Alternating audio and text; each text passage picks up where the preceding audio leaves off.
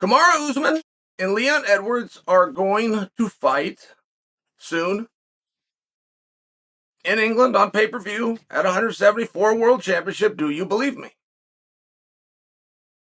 Can you believe me?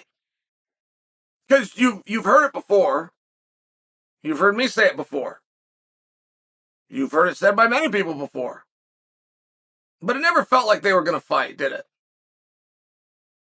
You wouldn't hear from the actual athletes themselves how excited they were. You wouldn't hear about training footage. You wouldn't hear why this is going to be different, what home field advantage means to Leon and his poor team that haven't been able to get over there and see him fight in person. And they're coming home, sleeping in, at least figuratively, his own bed. It's a big deal. It's a fascinating part of the story. Fascinating. First person Leon could call his mother. Gave that message right to his mother. Awesome. It was like one of the great feel-good moments in all of sport. Really great. That's not being used. That's not being used to tell the story of this fight, to draw for this fight, to sell for this fight. I don't know if this fight has sold. I don't know if it's completely sold out. I don't know how many the venue sits. I don't know anything about it. Other than, as reported 5 months ago, and again 4 months ago, and again 3 months ago, and again last month, it is going to happen. It's going to happen in March. And it's going to happen in England. I'm just wondering if you believe me. Do you believe me? Because Belal Muhammad doesn't believe a damn thing I just said. Belal Muhammad is currently in training camp so that he can fight Leon in March. George Masvidal knows a lot of what I said is true, but at least hoping against hope that it's false. He has not taken a match. In fact, he's turned down matches. He turned down in December a match with Burns, saying that he was hurt, but the real reason he was trying to keep himself available so that he could slide in England, 3-piece and a soda, off you go. So I'm wondering if you believe me that that fight's going to happen. I don't know who the co-main event is that night. I don't know anything about that card. The fact that they're going to fight, the fact that it's going to be in March, and the fact that we're going to book a venue in England are all things that I learned an hour after the head kick that was heard around the world.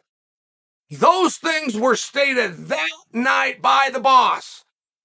And apparently they were all accurate, and apparently the only thing between them is time and space, and apparently that is running out, and apparently those guys are going to go fight. Do you believe me? I told you guys, I promised you guys that Yair Rodriguez and Josh Emmett were going to fight. You did not believe me. I even told you the day before it was going to happen. I said, guys, they weighed in this morning. They're fighting tomorrow. You thought I was making it up. I mean, right? Like some people are good at keeping secrets. But why is this fight a secret? Why do the guys in the division not believe it? Well, we have been told for months that it was going to happen, when it was going to happen, broad stroke term of March, where it was going to happen in a venue in England that we haven't even booked yet. We're going to go out and find it just for this rematch. And then we did. All of those things came true.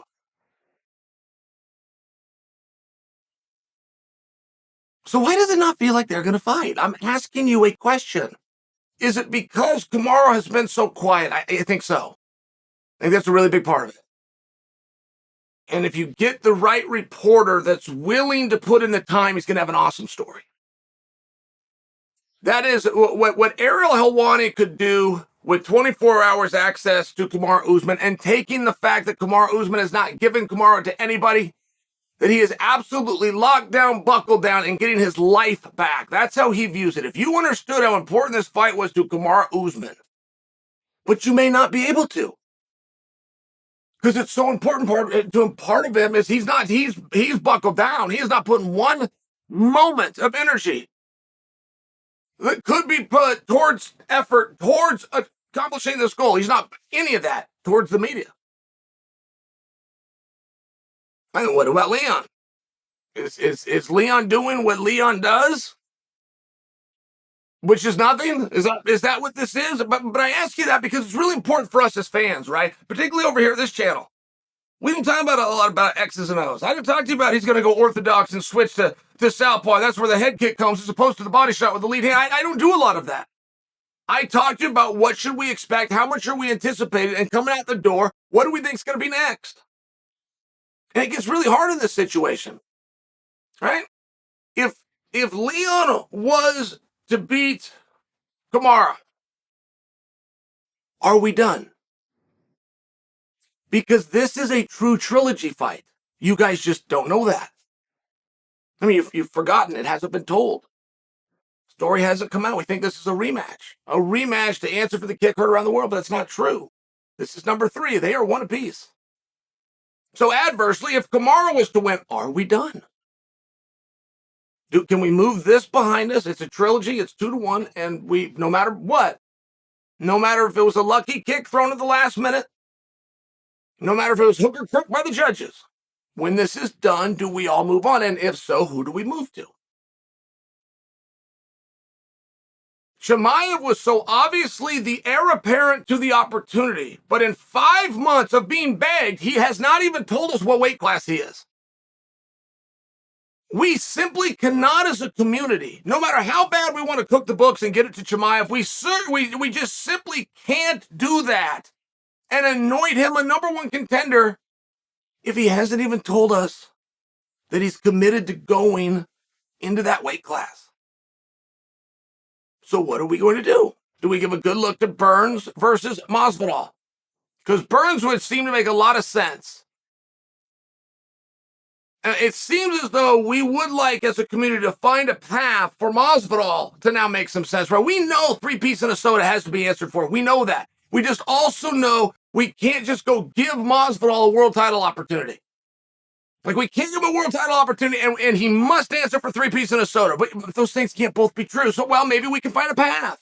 Maybe the path is, hey, look, it's still not a perfect scenario, but if you get by Burns, even if you're 1 win and a couple of losses in your last, we can still do. You got to get this one. I mean, is that the direction we're going, guys? I'm just asking questions.